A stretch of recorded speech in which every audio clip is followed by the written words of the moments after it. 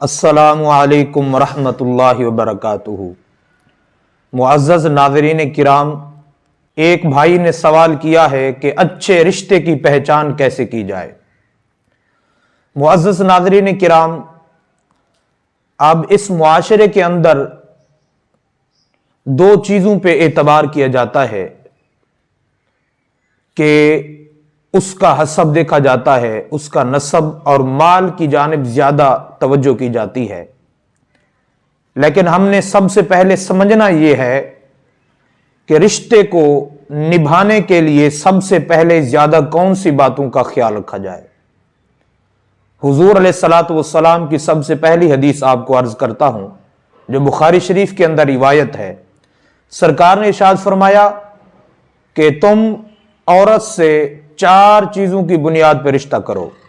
फरमाया उसका हसब, नसब, माल और दीन की वजह से। और हुजूर ने फरमाया दीन को सबसे ज्यादा तरजीह दी जाए। आज इस दौर के अंदर, माशरे के अंदर रिश्तों का बिगाड़ हुआ ही इस वजह से है कि लोग माल की वजह से रिश्तेदारी कायम करते हैं, हस्ब व नसब नहीं देखते, ताकि उसका इखलाक देखा जाए, उनके मुआमलात देखे जाएं, उनकी सीरत को देखें कि इनका किरदार किस तरह का है, ताकि ये कोई आम बात नहीं है, ये सुन्नत में आने का एक फरीजा है जो इंसान अपने ऊपर लागू कर रहा होता है। मुअज़्ज़ज़ नाज़रीन किराम, आज मुआशरे के अंदर तलाक के मसाइल बढ़ गए, इसलिए कि हम रिश्ता करने से पहले इन चीजों का ख्याल ही नहीं रखते। हम इन बातों को ख्याल करते हुए जब रिश्ता करेंगे तो हमें इन मामलात का, तलाक वगैरह के मसाइल नहीं आएंगे। देखिए, हमने दीन को सबसे ज्यादा तरजीह देनी है। सबसे पहले हमने ये सोचना है, हुजूर अलैहिस्सलातु वस्सलाम की हदीस पाक को पेश नजर रख के कि लड़की है या लड़का, रिश्ता वक्त करते वक्त ये देखें कि इनका किरदार कैसा है, इनकी सीरत कैसी है, ये इखलाकी तौर पे कैसे हैं, ये दीन के तौर पे कैसे हैं, दीनदार कितने लोग हैं, दीन से मोहब्बत करने वाले हैं कि नहीं, नमाजी हैं कि नहीं। फी जमाना रिश्ते तलाश करने में कई गलत अंदाज अख्तियार किए जाते हैं। लड़के वाले कहते हैं कि लड़की इकलौती हो, माँ बाप की जायदाद की वारिस हो, अमीर हो, जहेज वगैरह लेकर आए तो काफी सारा जहेज हो।